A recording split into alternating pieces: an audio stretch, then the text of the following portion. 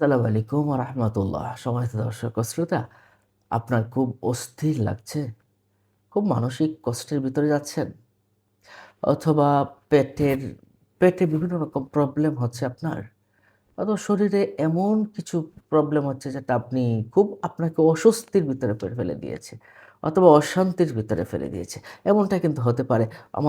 আমাকে অনেকেই এমনটা বলে থাকেন। তাহলে আপনার জন্য আজকের এই আমলটা। আপনি শুধু যে এই বিষয়গুলো নিয়ে পড়বেন না, আপনার যেকোনো ধরনের অসুস্থতা হোক, রোগ হোক, আপনি এই আমলটা করতে পারেন। ইনশাআল্লাহ আপনি খুবই উপকৃত হবেন। আচ্ছা, আমলটার কেন এত পাওয়ার এটা জানেন? কারণ স্বয়ং রাসূলুল্লাহ সাল্লাল্লাহু আলাইহি ওয়াসাল্লাম এই আমলটা করেছেন এবং আল্লাহ পাক রব্বুল আলামিন এই আমলের জন্য ২ টি সূরাই কিন্তু নাজিল করে দিয়েছেন। এই ২ টি সূরাকে মুআউবিজাতাইন বলা হয়। জাদুমন্ত্র, বদনজর, শয়তানের কুমন্ত্রণা এবং সব ধরনের জাগতিক এবং আধ্যাত্মিক ক্ষতি থেকে আল্লাহর কাছে আশ্রয় চাওয়ার শ্রেষ্ঠতম একটি মাধ্যম হলো এই ২ টি সূরা। এই ২ টি সূরা আপনি যদি পড়েন, আপনি নিজেকে সম্পূর্ণরূপে হেফাজত থাকতে পারবেন। আপনি ১ গ্লাস পানি নিয়ে ১ গ্লাস পানি নিয়ে এই ২ টি সূরা পানিতে পড়ে আপনি ফু দিন। পেটের যাবতীয় রোগগুলো আপনার দূর হয়ে যাবে। কি বিশ্বাস হয় না? আপনি আমল করে দেখেন। যে কেউ আমল করতে পারেন। তবে যাদের মুখ পবিত্র আছে, হালাল খাবার খায়, যারা মাঝে জিকির আজকার করেন, খারাপ কথা বলেন না, তাদেরটা খুব দ্রুতই ফল হয়। আপনি একটু পরে দেখেন বা যারা ভালো মানুষ তাদের কাছ থেকে একটু পানি পড়া এনে আপনি খান, দেখবেন ভালো হয়ে গেছে। এখন কি করে এটা পড়বেন? দেখুন, এই সূরাটা রাসূলুল্লাহ সাল্লাল্লাহু আলাইহি ওয়াসাল্লামকে যখন জাদু করা হয়েছিল, তখন কিন্তু এই ২ টি সূরা নাজিল হয়েছিল। সূরা নাস এবং সূরা ফালাক। আল্লাহু আকবার!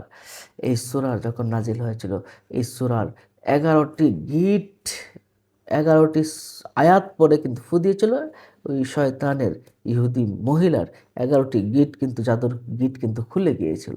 এজন্য রাসূল সাল্লাল্লাহু আলাইহি ওয়াসাল্লাম বলেছেন, প্রতিদিন শোয়ার আগে সকালে বা সন্ধ্যায় এই সূরাগুলো পাঠ করা সুন্নত। রাসূল সাল্লাল্লাহু আলাইহি ওয়াসাল্লাম এই সূরাগুলো পাঠ করে তারপর ঘুমাতেন। কেন? সব ধরনের অনিষ্ট থেকে সুরক্ষা পায়।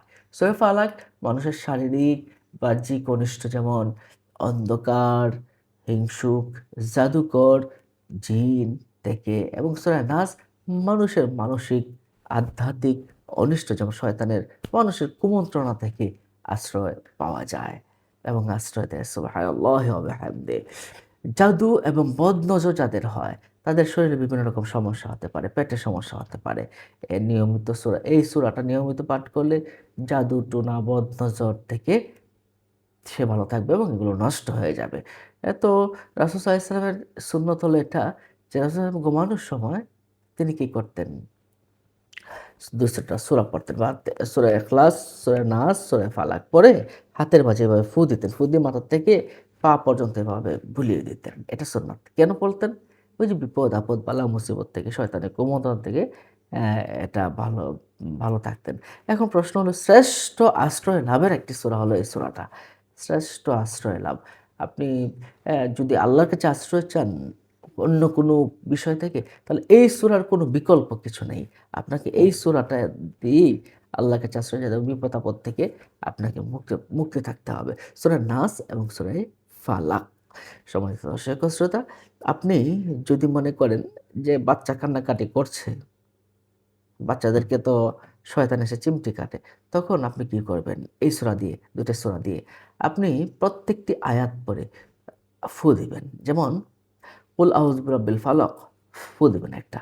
মিন শাররি মা খালাক ফু দিবেন। এভাবে ১১ টি আয়াত পড়ে আপনি ফু দিবেন।